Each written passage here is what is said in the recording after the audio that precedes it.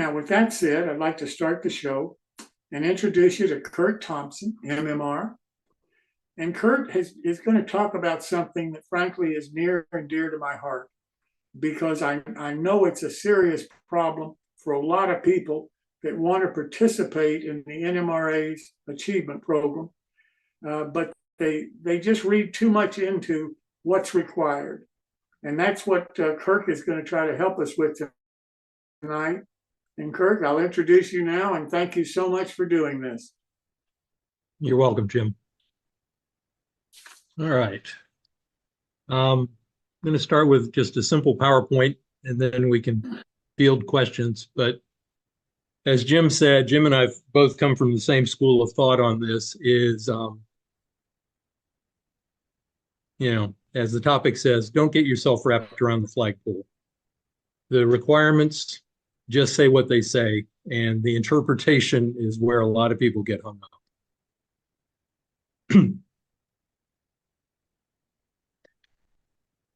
Okay, and I've heard all of these comments that you see up there. I've heard or fielded it one time or another, including in my own head. So someone did ask me, do I have to scratch build everything? What is a merit award? I have to enter my model in a contest, which usually is with shaking and trepidation. What counts as a scratch built? And the math question, 8 of these, 3 of those, 12 of them with 6 types. What? And of course, what are basic shapes? Okay, so let's talk about the number of structure models specifically that need to be built.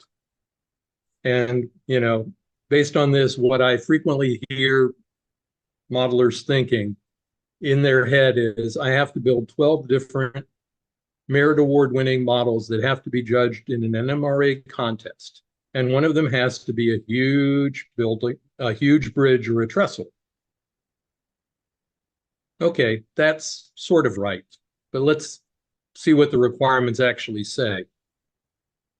Yes, you have to build 12 models, 12 structures. All right. One of them has to be a bridge. When I did mine, I built an HO version of a small puddle jumping trestle, and then ended up building an O-scale version of it 4 years later when I misplaced the HO version. 6 of them have to earn merit awards. And we'll talk about merit awards and evaluations in a little bit. 6 of them at least have to be scratch built. And scratch built means that you generated the shape and the components for 90% of it. And there are stipulations which are on the NMRA website. Now, if the models are not scratch built, the rest of the other ones have to be super detailed. Okay. What a lot of people I find in math, the word "and" means that the 2 statements or the 3 statements all have to be true, and they have to be taken together. But the requirements for the models in the NMRA Achievement Program "and" is not mathematically inclusive. The requirements for structures and cars and motive power do not use mathematical "and," which means that you need to read each statement as a single sentence and put a period at the end of it. It's not a run-on. Okay. So back to the 8, 3, 12, and 6 line above. What it refers to is that you have to build 8 cars for the AP, the Achievement Program certificate for cars. 1 of them has to be a passenger car. 4 of them have to be scratch built, and 4 of them have to earn merit awards. Okay. So let's take it apart a little bit further. When I did mine, I scratch built 9 ON30 flat cars and then turned them into a tank car, a couple gondolas. I put a rudimentary shed on top of one of them, and it looked like a backwoods passenger car, and it was very backwoods. Okay. I built loads for the flat cars and the gondolas and had all 9 of them. I filled out the certificates, the judging forms to have all 9 judged. When they got through 6 of them that had 88 or more, I pulled the other 3 and said, we're done. Okay. For motive power, it gets a little simpler. You only have to have 3 models, but one of them has to be scratch built, and all 3 of them have to be super detailed. And there's a whole nother clinic about the achievement program for motive power, the AP certificate, because there's some intricacies depending on whether you're modeling steam or whether you're modeling diesel or trolley or interurban. But the bottom line is one has to be scratch built, the other 2 have to be super detailed, and they all 3 have to be super detailed, and they all have to earn a merit award. So that's a 3 for 3. Getting back to structures, you have to build 12 structures, 6 different types. You can't build 12 company houses and call it good. Referencing back to the Conowinga model. Now, there's splitting hairs about freight stations and stuff. If you're building a model of a brick one, that's different than building a wood frame one. That would be 2 types. One of these has to be a bridge or a trestle. And as I said earlier, I built a 3 trestle puddle jumper. I first built it in HO and did that about 8 years ago. And then when I shifted scales, I put it away in a box and lost it, or as I claimed, the gremlins stole it. And they only just gave it back about 5 months ago, finally. So I ended up, when I did the certificate, I had to rebuild that trestle, and I built it in O scale. Again, 6 of these structures have to be scratch built. 6 of them have to earn merit awards. The 6 that earn merit awards are not the ones that have to be scratch built. Those 2 statements are exclusive of one another. But the 6 that are not scratch built must be super detailed. So you can see how there's potential to overlap your thinking, because trust me, I did. All right, merit awards. There's a magic number here, and it says 88.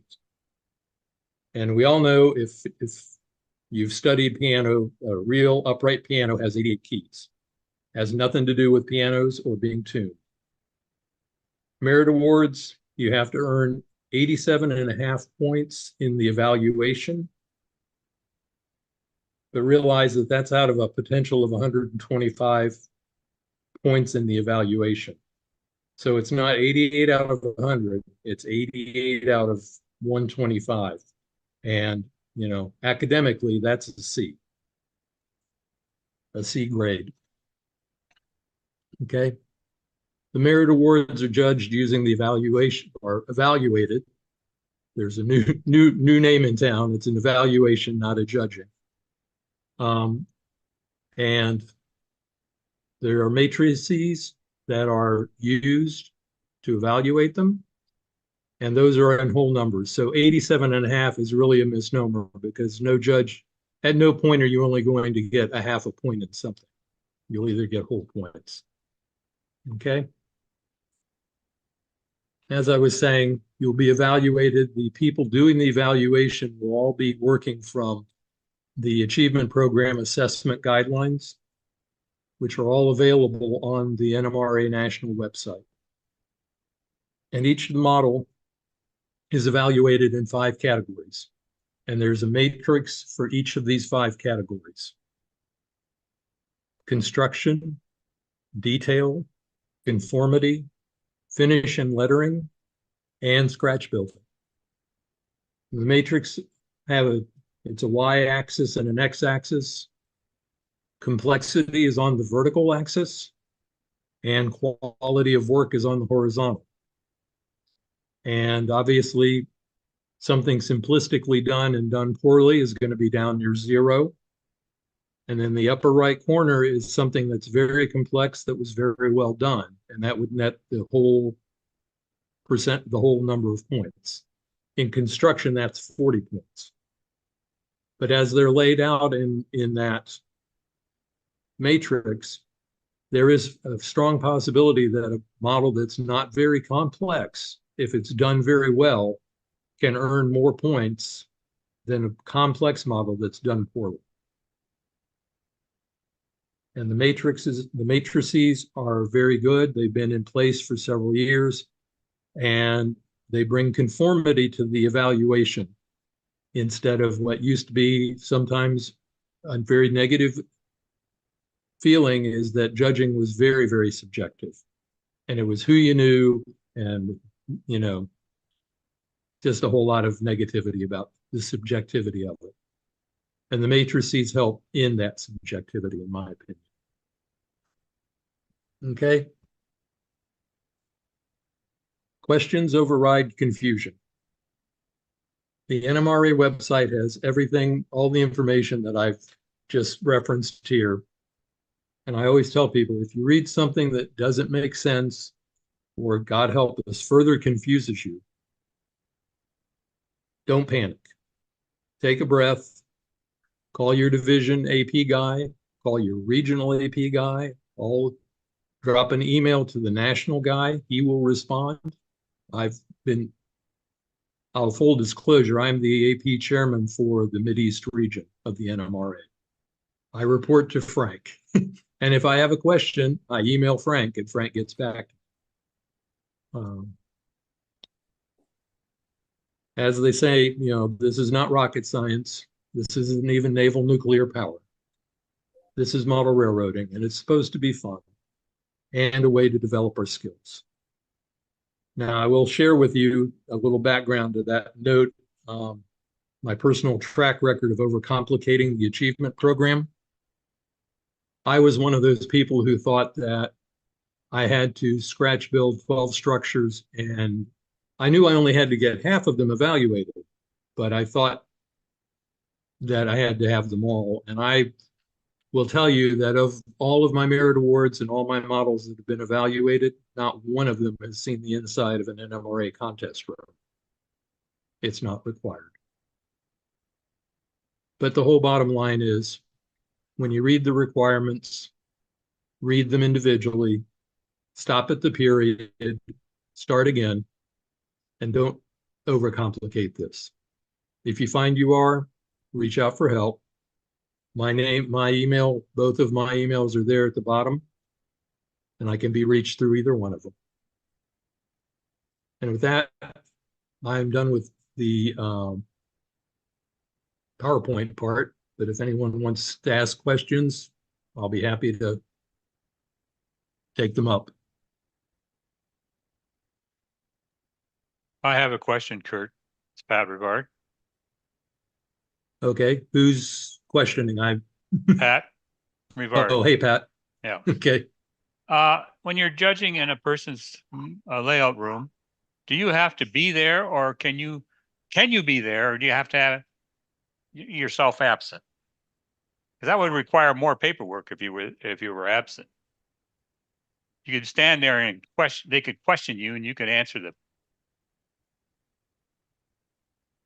That's true. With the times I've taken, the expression, I've taken a judging team or a flying team in, we have done that with the person present. If we need, we ask them to step away. If we have questions, if the paperwork doesn't present the full case, then we pull them in and say, hey, we have a question about this. Can you fill in, I think there's a missing detail.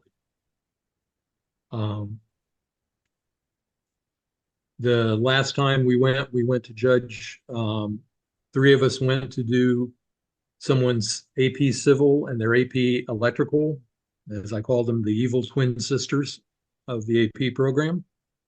Mainly because if you've got the layout for one, you probably got the layout for the other. But while we were doing that, we noticed that how much of the layout was scenic. I mean, it was completely scenic. And we told Pat to go to the website and print out the evaluation form. He says, well, I'm not ready. I said, yes, you are. So the AP judges, the evaluators, will look at what's in the room. And, there's more to be judged. They're willing to do more judging as long as everyone's not on some time constraint. So you still need to fill out the paperwork as to what you've done. Yes, And if they need to, they can ask you more questions. right. Paperwork is the bane of everybody's existence around the AP program. Yeah, you could write a book As- sometimes. And some people do when it's not necessary. Brevity, what is it? Brevity is the soul of wit. Mm-hmm. And, Yeah. Referencing back to the NMRA website, there are several articles that have been written in the NMRA magazine over the years, including all 12 months that they did in, I think it was 2008, they did the year of the model railroad, master model railroader. And each month they did, well, they started with an overview, and then each month they did one of the 11 certificates. And it's very informative articles. I would recommend rereading them. Thank you. Kurt, this is Bob Geldmacher. Can the team come out and do a preliminary evaluation to let you know where you are and where you have to take, your layout? If that's what you want, then, I would have no qualms bringing a team out and say, we're going to do a pre-brief, or a preview. Mm-hmm. You never know if things are not, if things,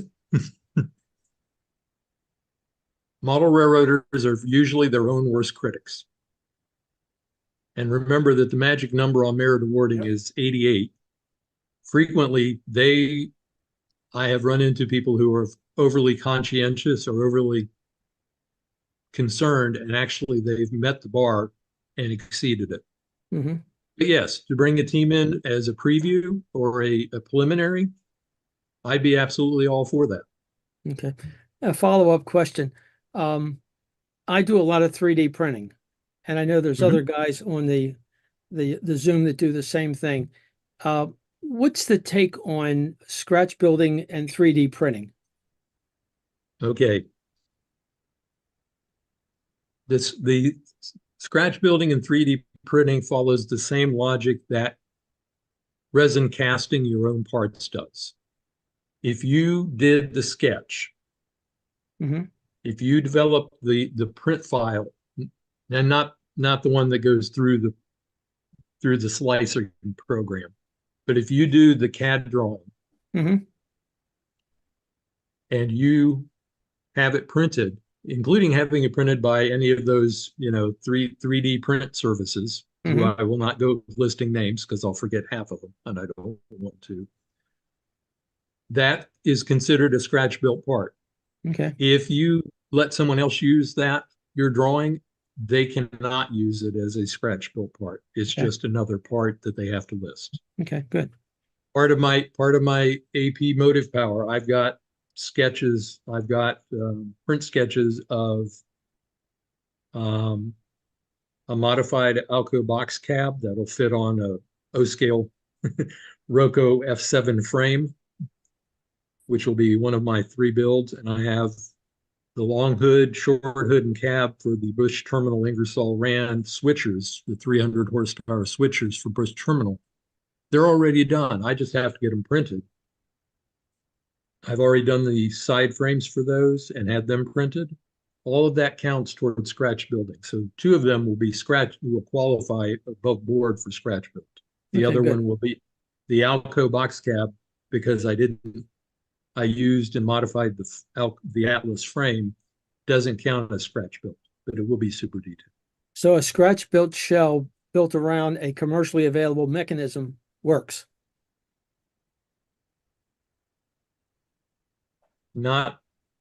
It works for the AP program. It doesn't count for scratch built. You have to scratch build the frame. Okay. Did I answer your question or did I muddy the water for you? Well, specifically, the ON30 trolley put out by Bachman is a good mechanism. Mhm. Okay. To build a complete frame around that trolley mechanism, would that constitute scratch build? Yes. Okay. The key is scratch building the frame. And if you look at the AP, the requirements on the website, it'll tell you that a frame has to be scratch built no matter what. Okay. When you get into steam, it gets tricky because then you also have to do the side rods and all the valve gear. And I'm like, keep me away from steam. I like it to watch once. I don't want to build. Yeah. Thank you. No problem. Bert, I have a question for you. All right, Bob. According to the NMRAX video, and I believe the gentleman's name is Mr. Hamilton. I don't know where he's from. I think California. Anyway, he stated that the under categories electrical, scenery, civil, structures, cars, and motive power, you do not need to submit paperwork anymore as long as you have your two judges sign that Q form and send that in. You will get your certificate. Who are you submitting your merit awards to? Because you're required to, part of the SOQ says attaching the merit awards. You have to have those. So I think there's something missing in his answer, and I'm not trying to cast aspersions here or whatever. You have to submit the SOQ, and the SOQ has to have all the documentation listed, and that includes any merit awards for any structures or any motive power or cars that you build. And you really should have the judging form for scenery also. The SOQ tells you what paperwork additional you have to provide, and the merit awards are part of that additional material.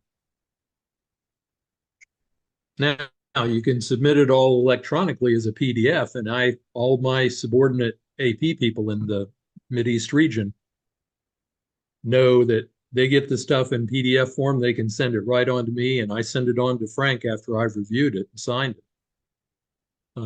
PDF documentation is so helpful. It makes keeping records that much simpler for me.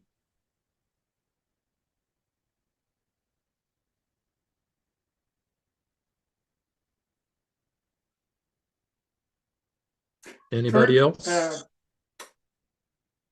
Kurt, you've been doing this for quite a while. Somebody that is new to it, that joins the NMRA and says, well, gee whiz, I want to start doing this. Which one would they start with? Where do they start in the AP? Well, they would start with hopefully they've got their close to they live close or in an active division. An active division is a great place to start, although that's not where your question is, Jim, I know. But the start of the program,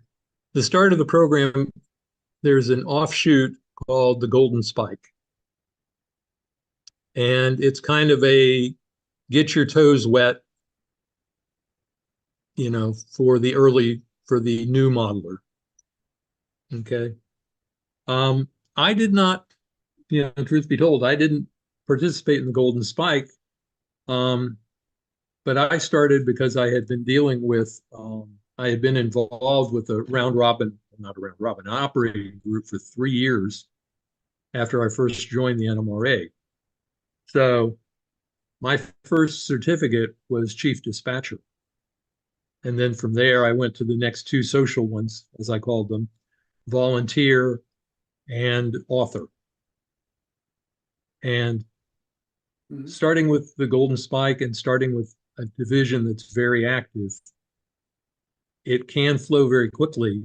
And depending on how interested the modeler is in developing their skills. Because the achievement program is about developing your skills. It's not about how you stack up against the other guy.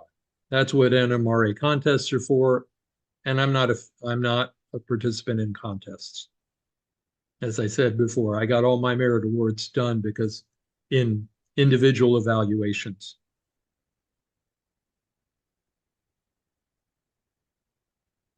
Thank you. Anybody else have any questions? Kurt, thanks so much for doing this tonight. I really do appreciate it. You're welcome, Jim. Thanks for having me. Yes, sir. Thank you.